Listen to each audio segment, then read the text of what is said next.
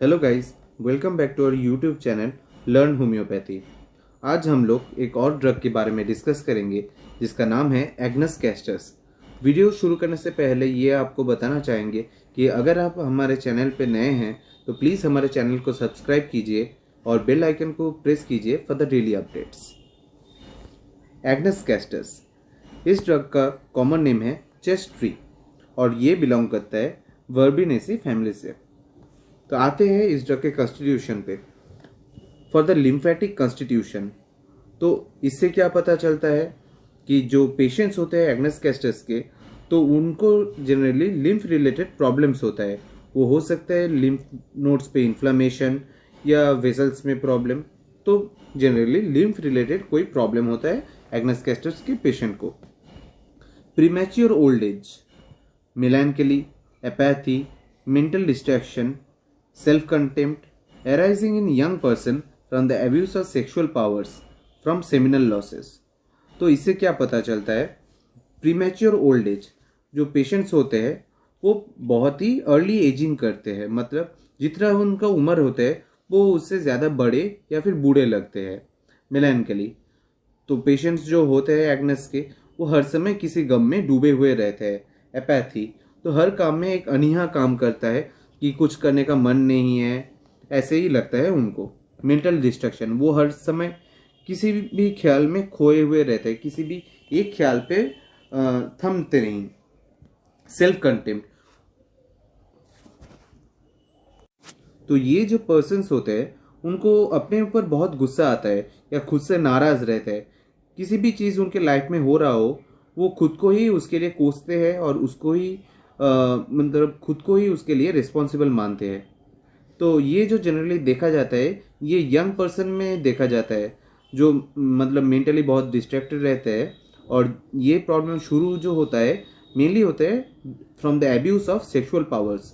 तो उनका जो सेक्सुअल पावर होता है उसका मिसयूज के लिए या फिर अनप्रॉपर यूज के लिए ये प्रॉब्लम्स अराइज होते हैं। और कहाँ से होता है, फ्रॉम सेमिनल लॉसेस। जब भी सीमेन बाहर एक्सक्रीट हो जाता है तो तब से ये सब प्रॉब्लम उसको आता है, तभी उसको मेलैंकोलिक फील होता है, उनको एपैथी आता है, मेंटल डिस्ट्रैक्शंस होता है।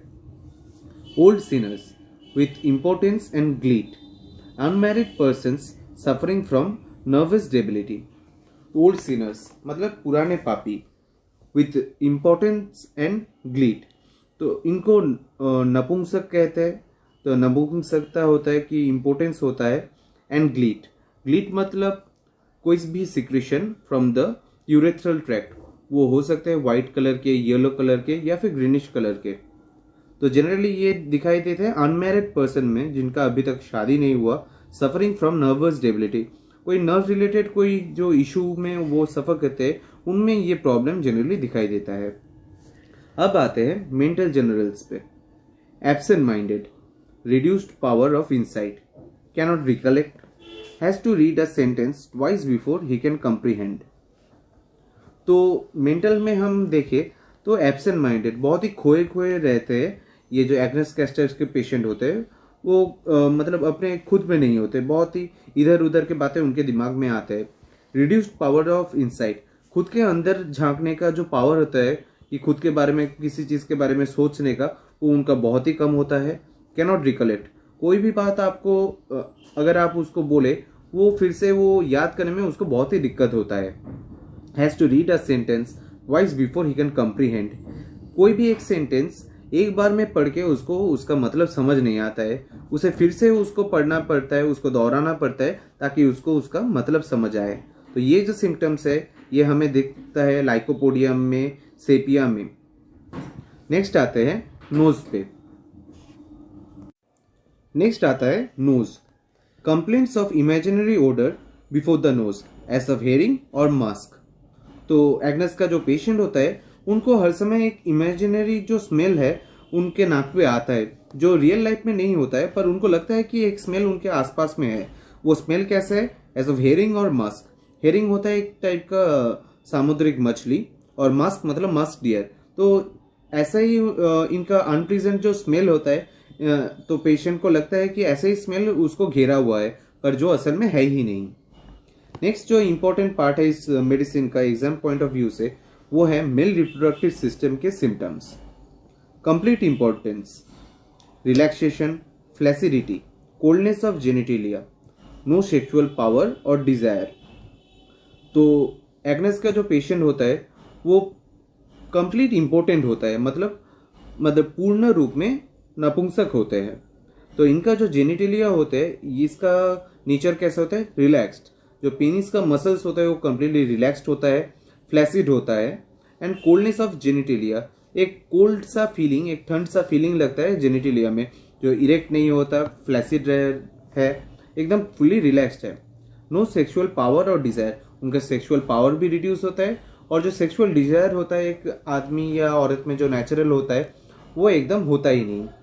ये सिम्टम्स हमें और भी ड्रग में मिलता है, जैसे कैलेडिनम या selenium. Next, impotence after frequent attacks of gonorrhoea. तो ये जो मेल रिप्रोडक्टिव सिस्टम में ये इम्पोर्टेंस रिलेटेड जो प्रॉब्लम आता है ये शुरू होता है after the frequent attacks of gonorrhoea. Gonorrhoea एक बैक्टीरियल डिजीज है जो होता है निसेरिया गोनोरी से, ठीक है। तो उसका जो मल्टीपल अटैक्स है, मतलब एक बार गोनोरिया हुआ फिर वो किसी दवाई लेके, किसी भी सिस्टम का दवाई लेके वो खत्म हो गया, पर फिर से अराइज कर रहा है, ऐसे ही कमते हुए बढ़ते हुए जब कंटिन्यू फ्रीक्वेंट अटैक होता है तो उसके बाद ये इंपॉर्टेंट रिलेटेड प्रॉब्लम ज्यादा उसके लाइफ में अपीयर करते हैं। Gleet with absence of sexual desire और इरेक्शन। ग्लीट मतलब हम पहले भी बोल चुके हैं, तो जो यूरेथ्रा में जो भी सिक्रीशन होता है उसको हम ग्लीट कहते हैं। या इधर व्हाइट हो सकता है, ग्रीनिश हो सकता है या फिर येलोइश कलर के हो सकता है। तो ग्लीट जो होता है इसके साथ आता है एब्सेंस ऑफ सेक्सुअल डिजायर और इरेक्शन। तो पेनिस का मसल है वो अपने अंदर ब्लड कलेक्ट नहीं कर पाते और इरेक्शन इनका नहीं होता है। Bad effects from suppressed gonorrhoea. तो जितना पहली बार गोनोरिया हो चुका है, गोनोरिया का अटैक्स आ चुका है, उसका ही बैड इफेक्ट से उसके सेक्सुअल लाइफ में ये सब प्रॉब्लम अराइज हो रहा है। और ये सिम्टम और एक मेडिसिन में भी आता है जो है मिडोडिनम। नेक्स्ट आता है फीमेल रिप्रोडक्टिव सिस्टम में। Leucorrhoea, transparent but staining linen yellow, passes imperceptibly from the very relaxed parts. मतलब इनका ल्यूकोरिया जो व्हाइटिश डिस्चार्ज होता है वो कैसा होता है, ट्रांसपेरेंट, मतलब इधर से उधर देख सकते हैं, एकदम ही पतला होता है। बट स्टेनिंग लिनन येलो, पर ये ट्रांसपेरेंट चीज जब उसके ड्रेस को टच करते हैं जो फीमेल के, तब वो एक येलो कलर छोड़ जाता है। पासेस इम्परसेप्टिबली, मतलब जब ये पास आउट करता है बहुत ही रिलैक्स्ड मैनर में पास करता है कि उस जो फीमेल है उसको पता ही नहीं चलता कि उसको ल्यूकोरिया है, from the very relax part. तो फीमेल का जो जेनिटिलिया है, जो वेजाइनल ट्रैक्ट है, उसका मसल भी बहुत रिलैक्स्ड होता है, जिसके कारण उसको पता ही नहीं चलता कि that she is having a leucorrhoea. Deficient secretion और suppression of milk in nursing women, often with great sadness says she will die. तो जो नर्सिंग वुमन होता है जिसका मतलब बेबी है, तो उसका जो मिल्क सिक्रेशन का जो रेट है वो बहुत ही घट जाता है, जो पहले जितना था उससे बहुत ही घट जाता है। तो इसके साथ क्या आता है, ग्रेट सैडनेस, मन में बहुत दुख होता है उसको, और ये वो हमेशा कहता रहता है कि वो जिंदा नहीं रहेगी, वो मर जाएंगी। नेक्स्ट आता है स्किन पे। Prevents excoriation from walking. Excoriation मतलब स्क्रैचिंग और ब्रूजिंग होता है, जो चलने के टाइम थाइस टच करते हुए या फिर शू के साथ हील का टच होते हुए जो भी स्क्रैचेस या कट्स आता है, वो जो पेशेंट होते हैं एग्नेस के, वो इसको बहुत ही प्रिवेंट करने का कोशिश करता है, क्योंकि अगर वो कट्स या ब्रूजेस आ जाए तो उसको बहुत ही इरिटेशन होता है और उसका जो भी सिम्टम है वो एग्रवेट होता है। नेक्स्ट आते हैं एंड में रिलेशन में।